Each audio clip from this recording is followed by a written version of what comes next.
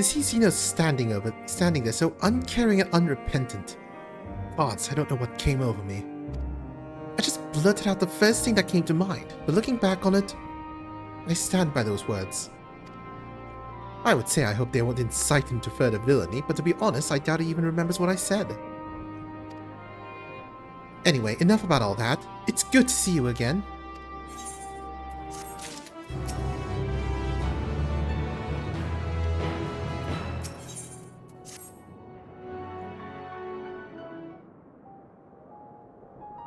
No major injuries then. Good.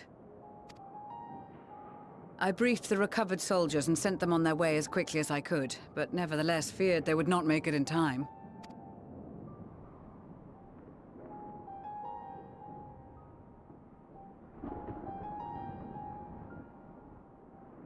The additional support was invaluable. Your men saved more than a few lives.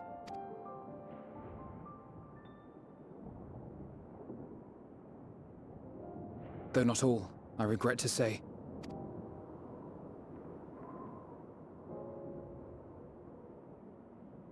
I take it that I'm addressing Lucia Junius. I'm the Forum's envoy, Fortuneau Leveilleur. And you are owed an explanation for these most dire developments.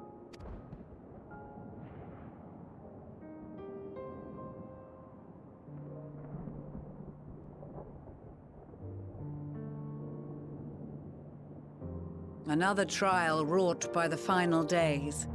I was beginning to suspect as much. You doubtless feel some consternation having been forced to abandon your original plan. But trust me when I say you were right to send the refugees elsewhere. Beasts have been sighted within the capital. Perhaps it was a stroke of grim fortune that the population was decimated beforehand, as they've yet to appear in any great number, but in time. In any case, Maxima leads the remainder of the contingent in an effort to cull the creatures and evacuate the populace as we speak. Once the airships have taken to the skies, I pray your men can be persuaded to join him. You'll permit us to retain our weapons? I wouldn't have sent you after the Scions were I expecting you to stab them in the back. And I, for one, would not consider past transgressions more relevant than future contributions. Regardless of the circumstances that saw us at odds before, we need men of courage now, more than ever.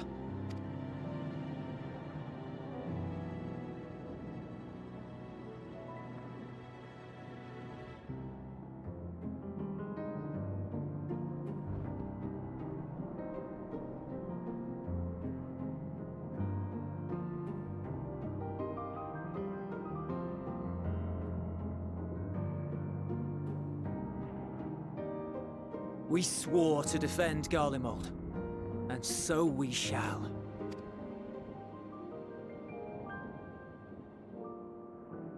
It seems you have everything under control. You will excuse me then, for mine own duties await.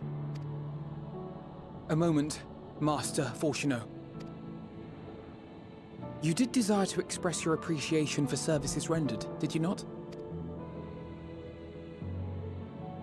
I did. Though if you intend to again ask that Charlian alter its course, you will find my gratitude insufficient. 'Tis nothing so onerous. I wish to hear the details of this grand endeavor of yours.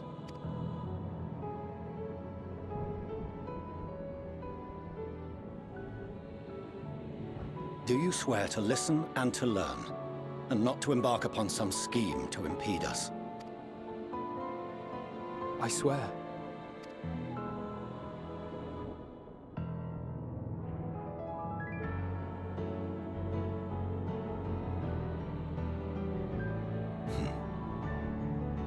Any other I would doubt, but you I trust to keep your word. For not once have you broken it. Very well. I will request that the Forum make you privy to our plans. You may await our summons at the Baldessian Annex, assuming the decision is in your favor. Does that suffice? It does. You have my thanks.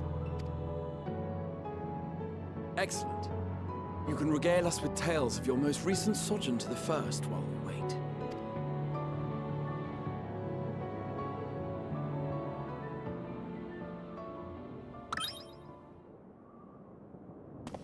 Did you hear something just now?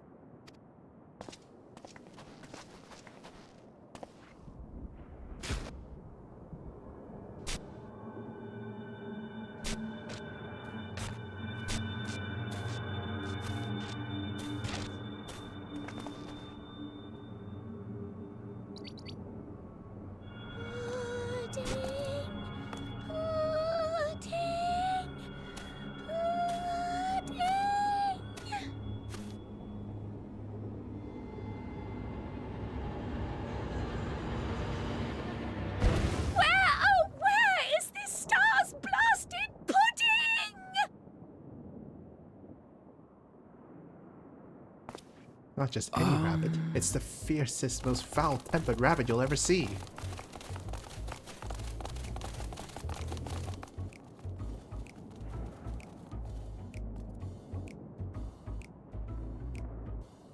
Dawn may banish even the darkest night, and to this bitter clime bring warmth and comfort.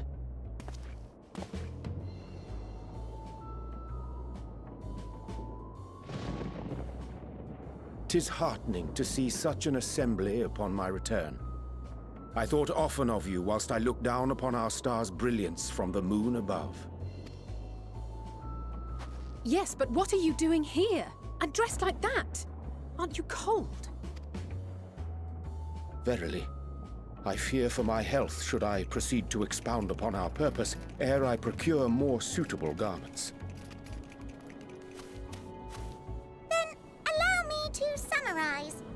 We're here because none of you lot are up there.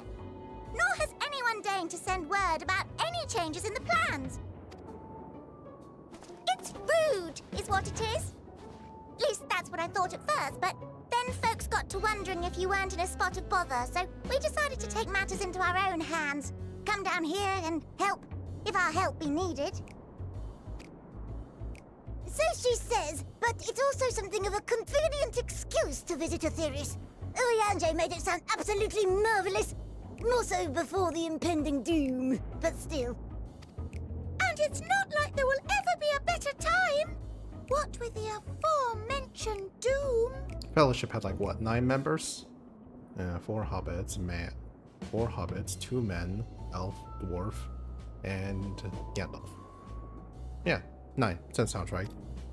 Marvellous, they say, yet not an ounce of pudding to be found. I must suffer Urianger's inferior works no more. Hey!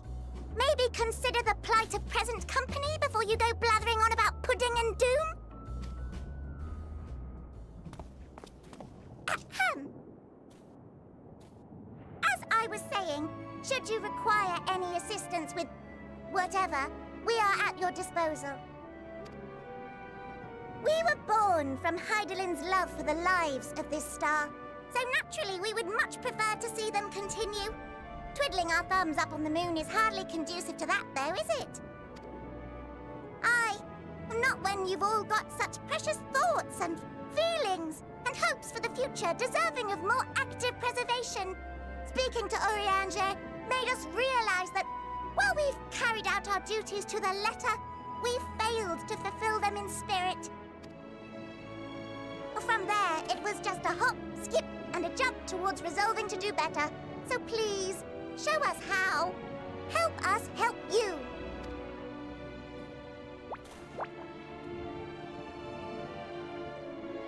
Forgive me, but are they...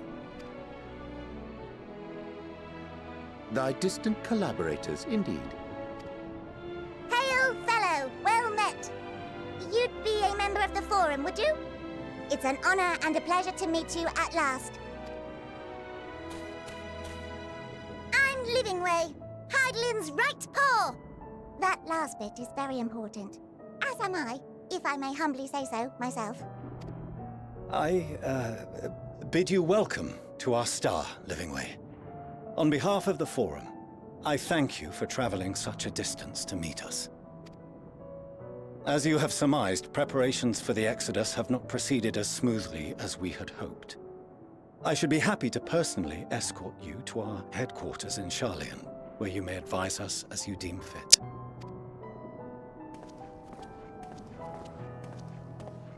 'Twas with reluctance that I set aside the great work of readying the moon for habitation.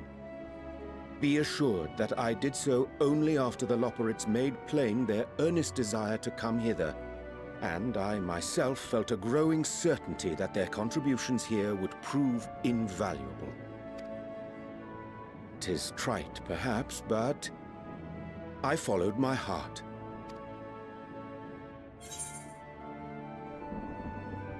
May thy disciples banish this darkest of nights.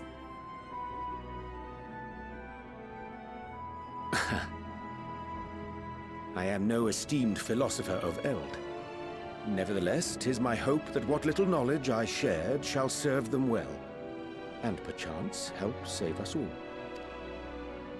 Will thou attend us at the Forum and lend thine own wisdom?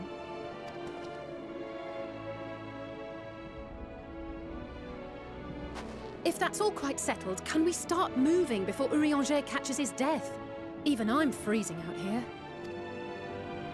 Oh, I dare say you'll warm up quickly once you're aboard the airship. Sat shoulder to shoulder with our fur-covered friends.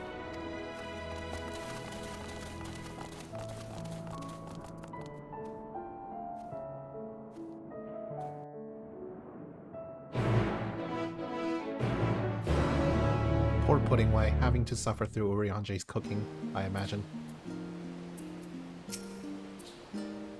I dared say Master Fortunal was as nonplussed as we too learned the identity of Heidelin's lunar custodians.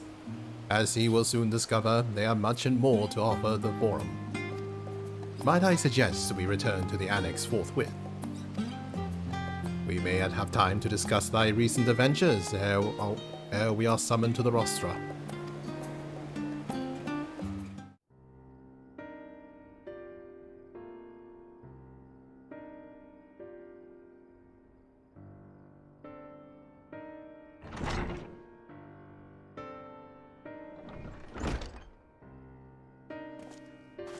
Rude. What happened? What did I miss? Ah, right. The music. You'll hear it again, don't worry. Not that I'm complaining, Urianger, but I wasn't expecting to see you quite so soon. Nor I thee. In extolling the virtues of Aetheris, I did inadvertently awaken in the Loperids a desire to avert our beloved star's demise. Crowd tells us you have attained new knowledge that may aid us in our ongoing efforts. I have news to share regarding our study of the ethereal sea, but your findings are certain to be of greater interest, and so I would rather hear them first. To what revelations did Heidelin's Elpis flower lead? Well, first of all, I went back in time. And then I came back to the future.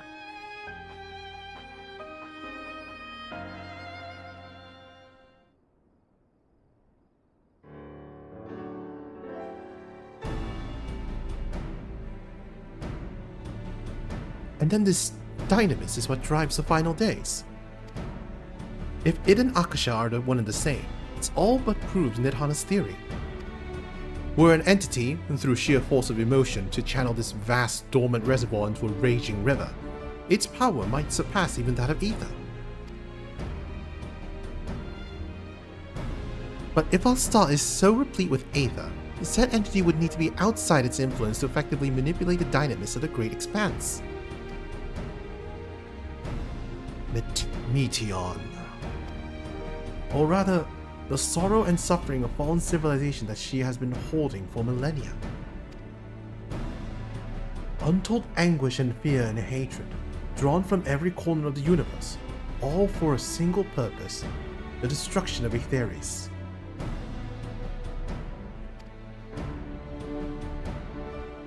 Then our foe is no longer some unknowable calamity.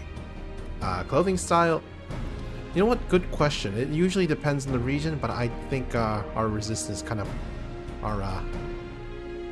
Our group is kind of cobbled together from multiple areas. Yeah, it's basically NPCs, cultural wear. Players as close to modern fashion as possible. I don't know what you're talking about. I'm wearing some shiny armor. You're not a normal player. Fair enough. We have but one aim, to defeat Meteion. You make it sound so simple, but you're not wrong. Vanquish Meteion and we deliver the world from the final days. But to even attempt it, there are two conditions. First, we must determine her location. Before Meteion escaped, an enchantment was placed upon her by Venat, the woman who would become Hydaelyn. The implications of temporal magics are not entirely understood, and so we cannot assume that a Hydaelyn and the Venat you met in Elpis are one and the same. Nevertheless, due to her intrinsic qualities as an all-powerful being, I'd wager that Hydaelyn possesses knowledge we seek. People that take center stage to advance the plot wear very loose, borderline frilly outfits, albeit with comprises to allow for limited armor. Damn. That means I should be wearing frilly armor. Whether she would share that knowledge with us, however, remains to be seen. After all, she intends for us to flee Aetheris, not to stay. Do you suppose she has abandoned her pursuit of Meteion? If not, I know would never give up. That's my impression too. Otherwise, she wouldn't have used me as a conduit for her will, or provided clues such as the Elpis flower. I believe she has been waiting for mankind's answer to Hermes' question.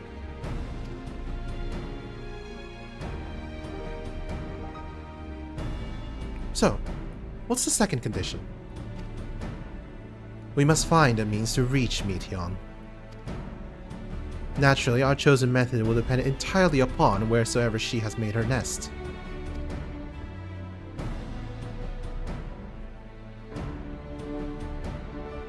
Then communing with Hydaelyn must by necessity come first.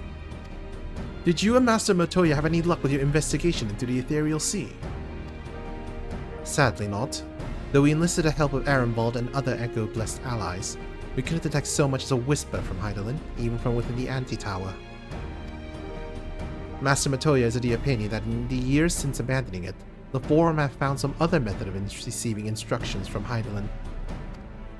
If so, it would most likely be some sort of apparatus for observing the Ethereal Sea built closer to home.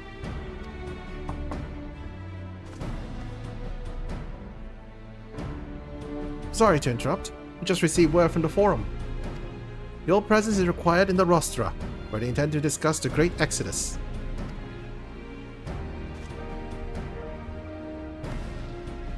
Then Father was able to persuade them. They're finally taking us seriously. Let's hear what they have to say.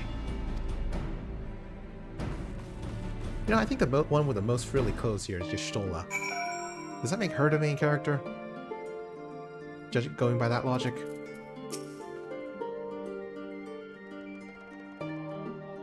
I think because you aren't throwing up some flair, yes, but then again, I'm also basic as hell. I'm not throwing up some what? Major flair. Ah. Like, you look like a generic knight, to be frank. Yes, that is the point. I know. Classic paladin armor.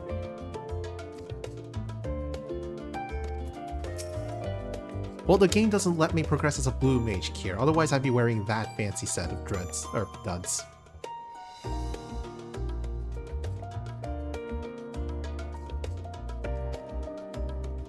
And imagine if you chose a female character. Oh no.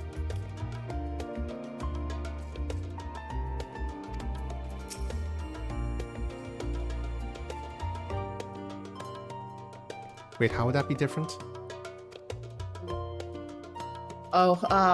It would probably change your costume decisions, especially with, you know, the limited amount of, like, the armor looks different on male and females with the earlier versions, if I remember correctly. Right. You know, like, showing off belly kind of stuff. Ah, yes.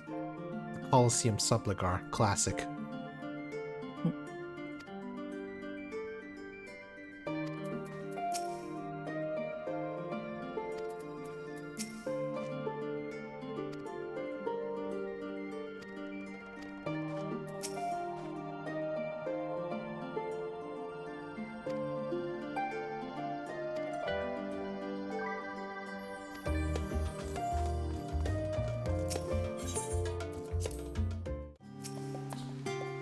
The forum is in session, and as such, the roster is closed to visitors. That's okay, they're talking about me. Sign of the Seventh Dawn. Very well, you may wait in the corridor. Of course, entry will only be permitted on the condition you leave your armaments at the door. Unless you forget, this sacred institution holds rational discourse in the highest. The implements of war are expressly forbidden.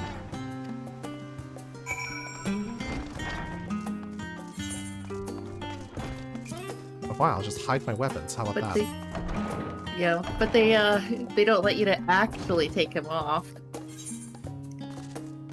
Do they? I thought they don't let you take off your weapons entirely. They do not. Your weapon is tied to your job.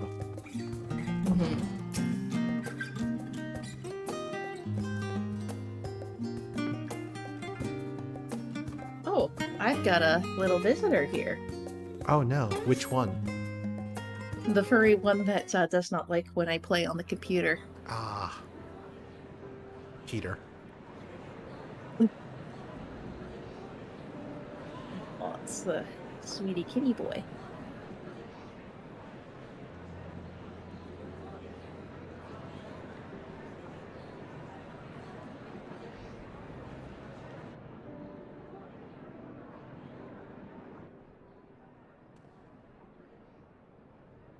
There is a matter I wish to raise with you before we enter. We are here to listen and to learn. But if the forum's plans are more or less what I expect, then I should like to make a proposal that will serve our ends.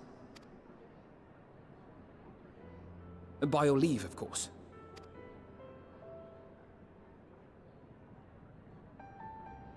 I don't see why not. Your words and wits have gotten us this far. Agreed.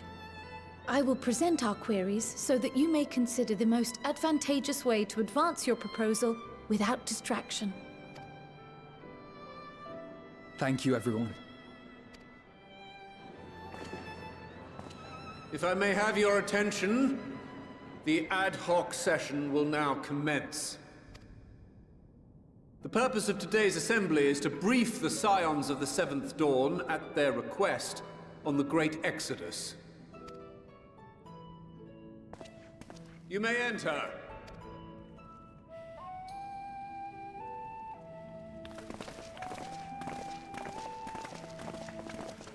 Curious, so did it actually remove your weapons in the cutscene for you? It looks like it. Huh, neat. Like, you can't hide your weapons, so... Well, I mean, I did. What makes sense. Yeah. Yeah. Just wondering if they actually I did it because I figured they would do that, because they've done it before. Gotcha. On behalf of the Forum, I commend your heroic actions on the Magna Glacies. We shall not soon forget your service to us, and the people of Radzat-Han. The Satrap, whom we have informed of the refugees' new arrangements, sings your praises as well. As an expression of our gratitude, we will endeavor to answer your questions as fully and openly as we are able. Then let us begin. First, it is the Forum's objective to ferry the life and knowledge of this star to the moon. Am I correct? You are.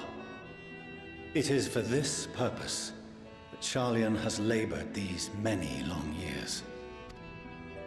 We have collected biological samples and scientific records from across the star.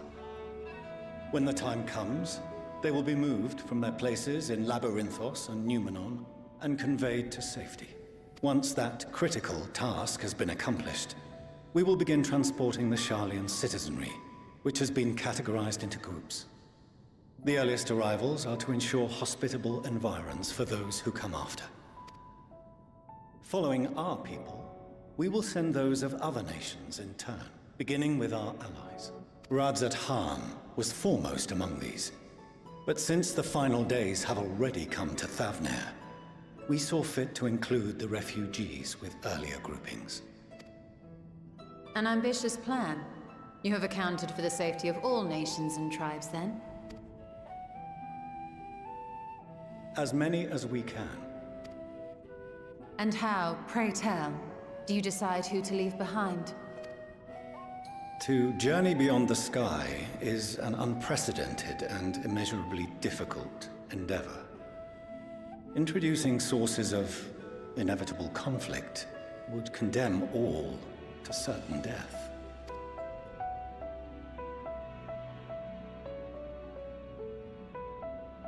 Questions as to the validity of that approach aside, are your plans proceeding apace? We're under the impression that your primary means of celestial transportation is incomplete.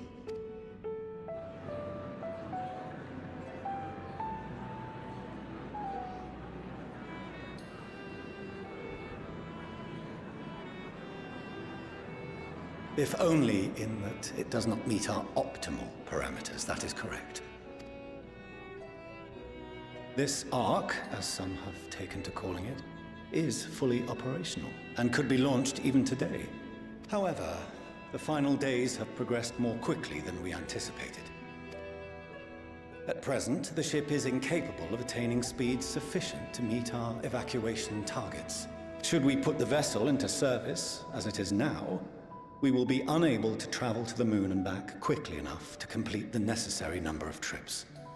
Precious lives and knowledge will be lost. Seven hells. Is there anything to be done? The ether burner, the primary means of propulsion once the craft is in the space between stars, is undergoing testing to determine whether it can be made more efficient. Though cargo is being loaded for the initial phase of the Exodus, we are prepared to continue our experimentation up to the day before launch, should it prove necessary.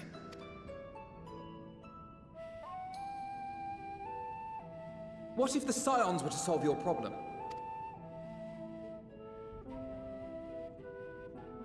We shall help devise a means to improve the ether burner's efficiency, on 2 conditions. If we succeed, you must allow us to meet with Hydaelyn.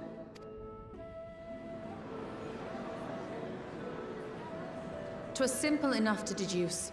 You have a Concord, and so you would never have abandoned the Anti-Tower had you no other means of communication. One far more convenient, I suspect.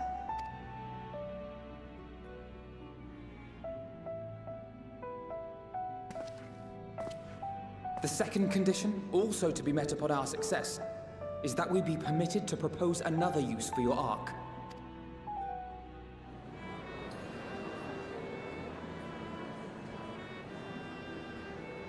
We would be at liberty to refuse this proposal. Of course. If we cannot prove its merit to the 99 here, who are we to stake on it the lives of all peoples of this star?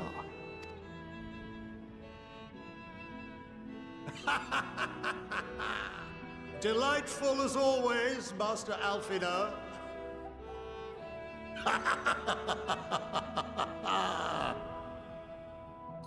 Oh, we couldn't have asked for a finer plan. Allow us to solve this complex engineering problem of which we were entirely unaware until moments ago. What could possibly go wrong? The satire writes itself.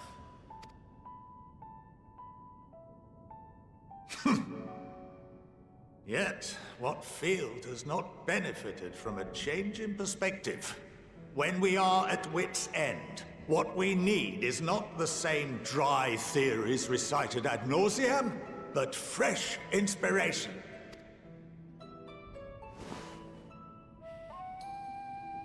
I, for one, have faith in my erstwhile students to provide it, and I find their terms to be perfectly acceptable.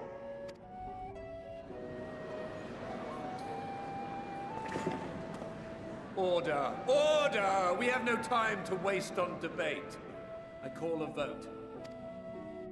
All in favor of agreeing to the Scion's terms?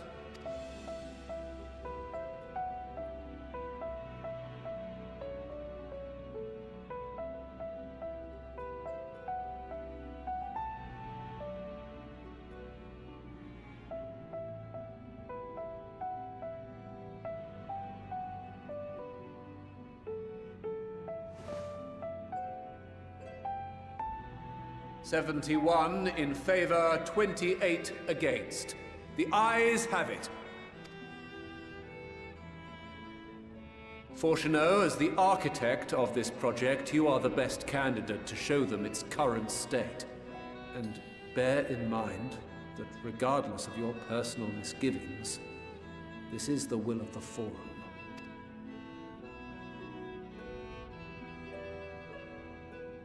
Very well. I call this session to a close. Return to your tasks with urgency. The final days wait for none.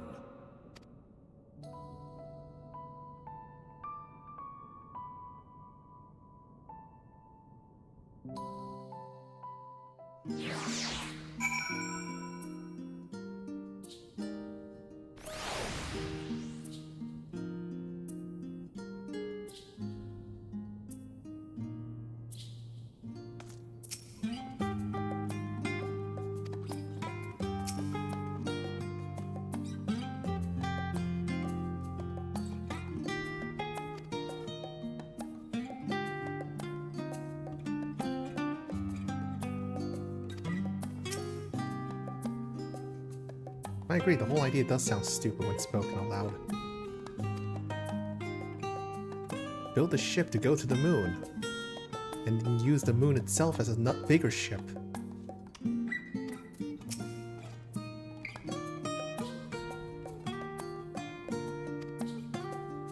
Maybe they want this game to stop.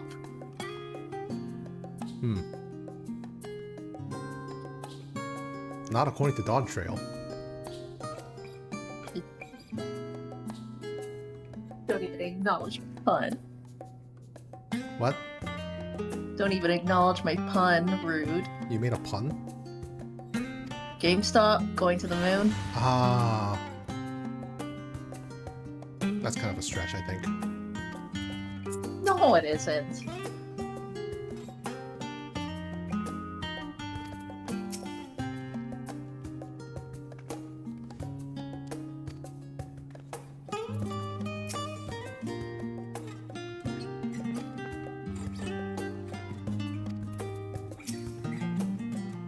Sorry about not letting the rest of you in on my plan. I was, admittedly, thinking on my feet for the most part. But since we require both a means of communing with Hydaelyn and reaching Meteion, in the spur of the moment I saw involving ourselves with the completion of the Ark as a way to work towards both objectives simultaneously. However, we must keep our end of the bargain by solving the problem of the ether burner.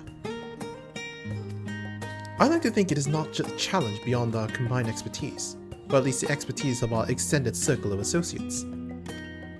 It might behoove us to learn how an ether burner actually works before we attempt to improve it, though.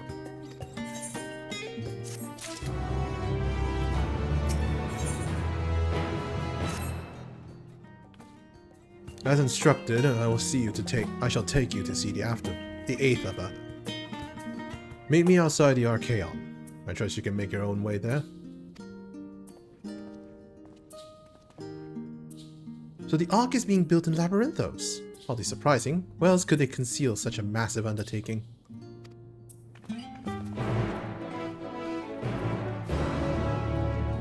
Wait, which aetheryte?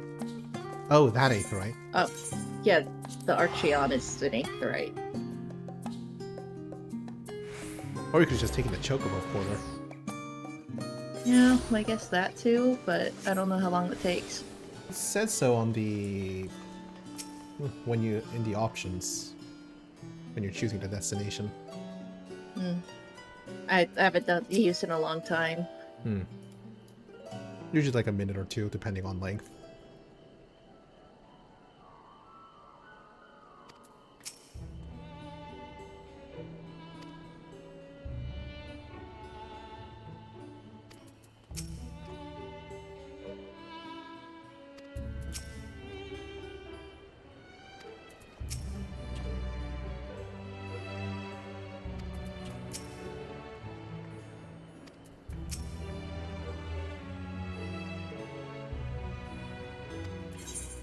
I guess it's sounding like we get to go to the missing part of the map on Labyrinthos. Yep, finally. Yeah, maybe reaching the 8th row would be a good time to stop. Our destination lies in the lower levels. The Forum, in its wisdom, has granted you access to the Archaeon's lift. Step inside and have Ophiline take you to the medial circuit.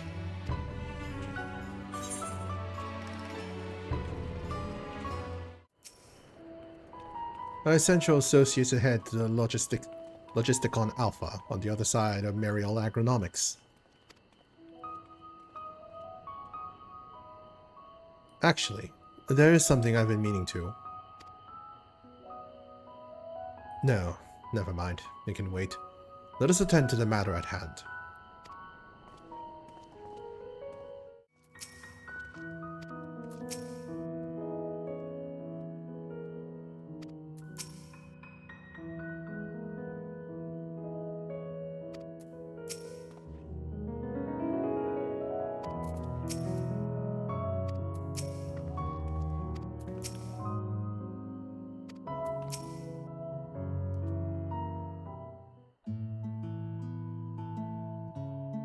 We are to wait here while our father arranges for us to use the next lift.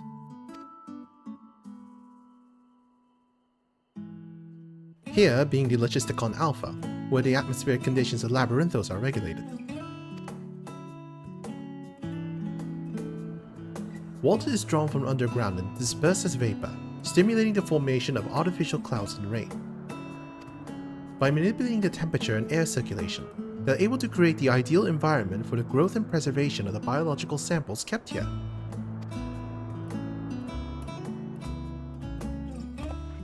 Hold on, how do you know so much about it? Why, father brought me here as a child. What? And left me behind? You are not the scholarly type, Alice. We both know this. Actually, you're the one who left me behind when you went off somewhere with grandfather. The night before, I've been asking father how clouds are made, so he decided to show me. It was fascinating. I peppered him with questions the entire time. It is all too easy to take for granted the many interweaving aspects of the natural world, to grow inured to the wondrous. But having gained an understanding of the complex mechanisms employed by the Loporits in recreating a similar environment, I have come to view such processes in a new light. The subterranean gardens of Labyrinthos, the lunar prison forged to contain the ancient Zodiac, habitations built for all mankind neath the moon's surface, each unique, yet undeniably similar. 'Tis no mere coincidence.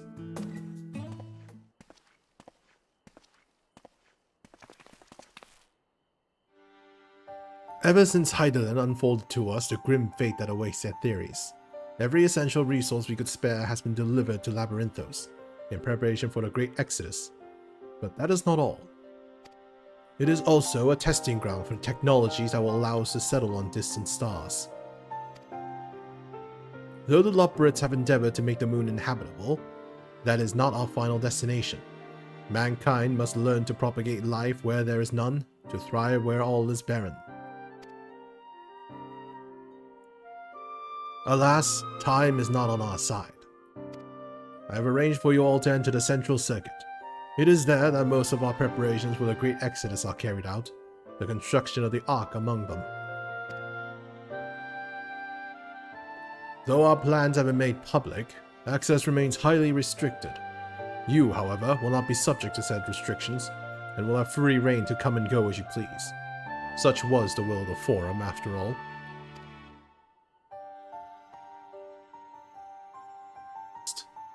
your trust.